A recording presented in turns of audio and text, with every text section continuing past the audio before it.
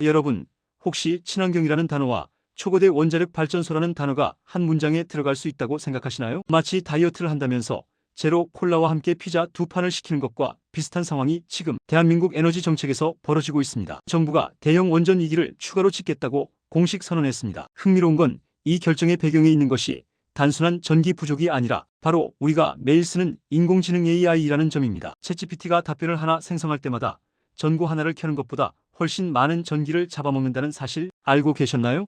기후 위기를 막기 위해 탄소 중립을 외치던 정부가 결국 다시 원자력 카드를 꺼내든 이 아이러니한 상황. 표면적으로는 국민 여론 80%가 찬성했다고 하지만 그 이면에는 아직 해결되지 않은 치명적인 화장실 없는 아파트 문제가 숨겨져 있습니다. 우리는 과연 스마트폰의 편리함을 위해 방사능 폐기물이라는 청구서를 미래 세대에게 떠넘기는 것에 동의한 걸까요? 오늘 겉으로는 조용하지만 속으로는 펄펄 끓고 있는 대한민국 에너지 전쟁의 서막을 낱낱이 파헤쳐드립니다. 정부가 발표한 숫자 뒤에 숨겨진 진짜 의미, 지금 바로 시작합니다. 정부의 공식 선언 11차와 12차의 기묘한 동거. 자, 먼저 팩트부터 정리해봅시다. 김성환 기후에너지환경부 장관이 정부 세종청사 브리핑룸에서 폭탄 선언을 했습니다. 제11차 전력수급 기본계획에 따라 신규 원전 건설을 계획대로 밀어붙이겠다는 겁니다. 여기서 중요한 건 전기본이라는 단어입니다. 전력수급 기본계획, 줄여서 전기본은 대한민국이 향후 15년 동안 전기를 어떻게 만들고 쓸지 정하는 그야말로 국가에너지의 헌법과도 같은 계획입니다. 이번 발표가 흥미로운 이유는 정권이 바뀌어도 에너지 정책의 어떤 줄기는 끈질기게 이어진다는 점을 시사하기 때문입니다. 윤석열 정부에서 초안이 잡힌 11차 전기본이 현재 이재명 정부의 김성환 장관 입을 통해 확정 발표되는 이 오묘한 장면 보이시나요? 11차 전기본은 2038년까지 대형 원전 2기와 소형 모듈 원자로 SMR 1기 등 총 3.5GW 규모의 원전을 짓겠다는 내용을 담고 있습니다. 그리고 정부는 이제 올해 하반기 완성을 목표로 12차 전기본을 수립 중입니다. 즉, 과거 정부의 유산을 계승하면서 동시에 현 정부의 색깔을 입혀야 하는 아주 복잡한 고차방 정식을 풀고 있는 셈입니다. 2년마다 바뀌는 계획 속에 수십 년이 걸리는 원전 건설을 끼워 넣으려니 잡음이 안 생길 수가 없겠죠. 정부는 이 거대한 토목공사를 공식화하면서 계획대로라는 말을 강조했습니다. 하지만 이 계획이 과연 누구를 위한 계획인지 그 디테일을 들여다보면 고개를 갸웃하게 됩니다. 정부는 계획대로를 외쳤지만 도대체 왜 갑자기 원전이 더 필요해진 걸까요? 범인은 바로 여러분의 주머니 속에 있습니다. 전기 먹는 하마, AI와 데이터 센터의 습격 --, 원전 2기를 더 짓는 이유, 정부는 전력 수요 급증을 꼽았습니다. 좀 더 구체적으로 말해볼까요?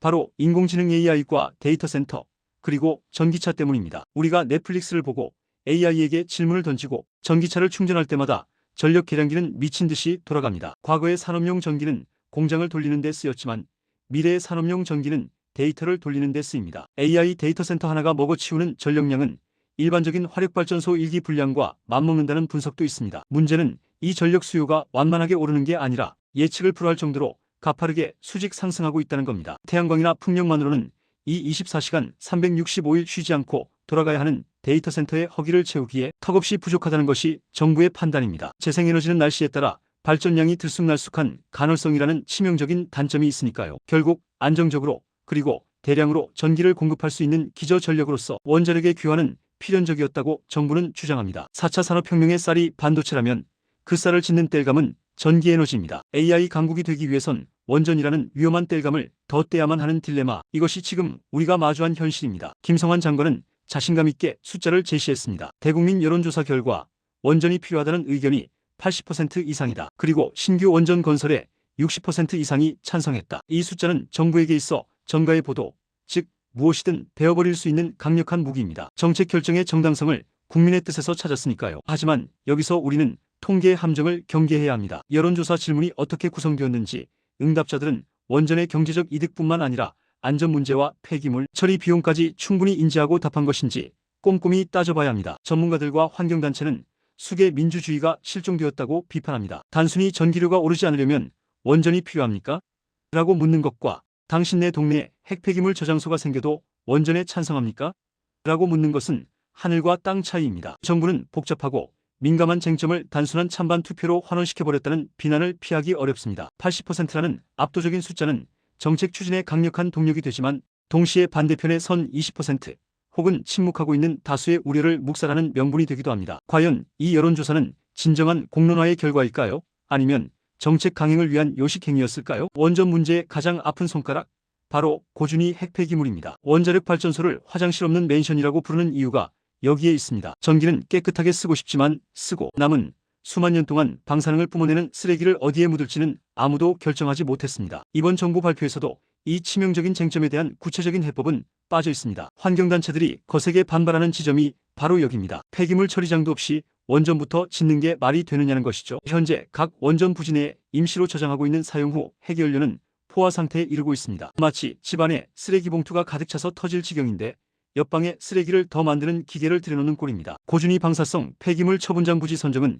역대 어느 정부도 성공하지 못한 폭탄 돌리기 게임입니다. 이 문제를 해결하지 않은 채 신규 원전 2기를 더 짓겠다는 건 미래 세대에게 우리는 꿀만 빨고 갈 테니 뒤처리는 너희가 알아서 해라라고 말하는 것과 다를 바 없습니다. 공론화 과정에서 이 문제가 깊이 있게 다뤄지지 않았다는 비판은 정부에게 뼈아픈 지적입니다. 기술적인 문제가 아니라 정치적이고 윤리적인 문제입니다. 폐기물 문제만큼이나 골치 아픈 문제가 또 있습니다. 이 거대한 시설을 도대체 어디에 지을까요? 내 뒷마당은 안 돼.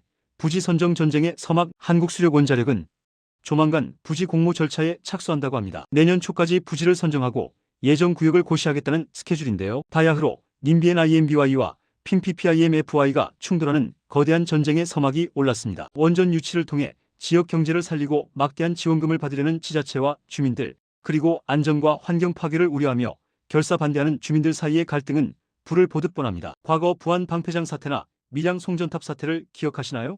에너지 시설 입지는 단순한 행정 절차가 아니라 지역 공동체를 두 쪽으로 갈라놓는 사회적 재난이 될 수도 있습니다. 정부는 과학적이고 객관적인 부지 선정을 약속했지만 정치는 과학보다 훨씬 뜨겁습니다. 신규 원전 2기가 들어설 곳은 바닷가여야 하고 집안이 단단해야 하며 송전 선로를 깔기 쉬워야 합니다. 조건은 까다로운데 반대 여론은 드셉니다. 이 과정에서 발생할 사회적 비용과 갈등 조정 비용은 원전 건설 비용 명세서에는 적혀있지 않은 숨겨진 비용입니다. 과연 정부는 이번에는 매끄럽게 부지를 선정할 수 있을까요? 아니면 또다시 경찰버스와 머리띠를 두른 시위대의 대치 장면을 보게 될까요? 땅을 구했다고 끝이 아닙니다. 원전을 지어놓고도 제대로 못 돌릴 수 있다는 사실 상상이 가시나요? 경직된 거인, 유연운전의 딜레마.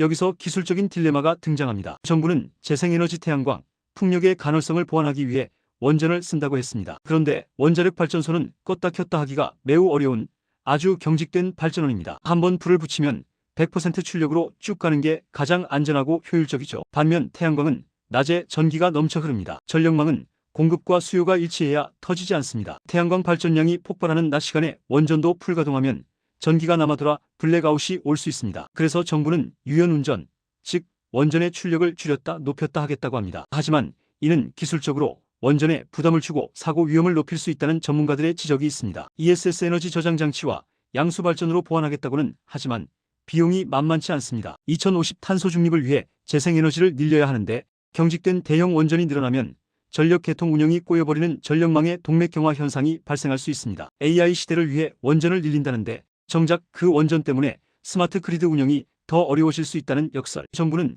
이 기술적 난제를 과학적 에너지 믹스라는 말로 포장하고 있지만 실상은 살얼음판을 걷는 것과 같습니다. 기술도 문제지만 시간은 더 큰 문제입니다. 2038년 준공 목표 과연 지킬 수 있을까요? 2038년의 약속, 시간과의 숨막히는 레이스. 정부의 로드맵은 이렇습니다. 내년 초 부지 선정, 2030년대 초 건설 허가, 2038년 준공. 척 보면 딱딱 맞아떨어지는 것 같지만 원전 건설의 역사를 아는 사람들은 코웃음을 칩니다. 원전 건설은 지연의 역사라고 해도 과언이 아닙니다. 설계 변경, 부품 품질 이슈, 주민 소송, 규제 강화 등 수많은 변수가 도사리고 있습니다. 계획보다 5년, 10년 늦어지는 건 예사입니다. 그런데 전력 수요는 지금 당장 매년 급증하고 있습니다. 2038년에 원전이 짠하고 나타나기 전까지의 전력 보릿고개는 어떻게 버틸까요? 만약 2038년이 아니라 2045년에나 완공된다면 그때는 이미 AI 기술의 패러다임이 바뀌었거나 더 효율적인 에너지원이 상용화되었을지도 모릅니다. 수십조 원을 쏟아부은 거대한 콘크리트 덩어리가 완공되자마자 애물단지가 될 리스크도 배제할 수 없습니다. 지금 결정해서 15년 뒤에나 효과를 보는 정책 너무 느립니다. 반도체와 AI 기술은 빛의 속도로 변하는데 에너지 인프라 구축 속도는 달팽이 걸음입니다. 이 속도 차이가 만들어낼 미스매치가 대한민국 경제의 발목을 잡을 수도 있습니다. 정부의 시간표는 너무나 낙관적인 시나리오에 기반을 두고 있습니다. 이제 결론을 내릴 시간입니다. 우리는 어떤 미래를 선택해야 할까요? 정답은 없지만 오답은 피해야 합니다. 결론, 에너지 안보와 위험 사이의 줄타기. 결국 정부의 이번 신규 원전 2기 건설 공식화는 현실론의 승리라고 볼 수 있습니다. 기후위기 대응과 급증하는 전력 수요라는 두 마리 토끼를 잡기 위해 가장 확실하고 저렴해 보이는 폐기물 비용을 제외한다면 원자력을 다시 선택한 것입니다. 하지만 이것은 공짜 점심이 아닙니다. 우리는 안정적인 전력 공급이라는 혜택을 누리는 대신 핵폐기물 처리와 잠재적 사고 위험, 그리고 사회적 갈등이라는 엄청난 이자를 갚아나가야 합니다. 김성환 장관은 12차 정기본에서 과학적이고 객관적인 계획을 수립하겠다고 약속했습니다. 하지만 에너지 정책은 과학의 영역을 넘어선 지 오래입니다. 그것은 가치관의 문제이고 철학의 문제입니다. 지금의 편안함을 위해 미래의 안전을 담보 잡힐 것인가, 아니면 지금의 고통을 감내하더라도 지속 가능한 대안을 찾을 것인가. 정부는 이미 주사위를 던졌습니다. 이제 남은 건 이 결정이 불러올 파장을 우리가 어떻게 감당하느냐입니다. 감시에 눈을 거두지 마십시오. 화려한 브리핑과 여론조사 수치 뒤에 가려진 진짜 비용 청구서는 언젠가 반드시 우리 집 우편함에 도착할 테니까요. 경제 읽어주는 여우, 오늘은 여기까지입니다.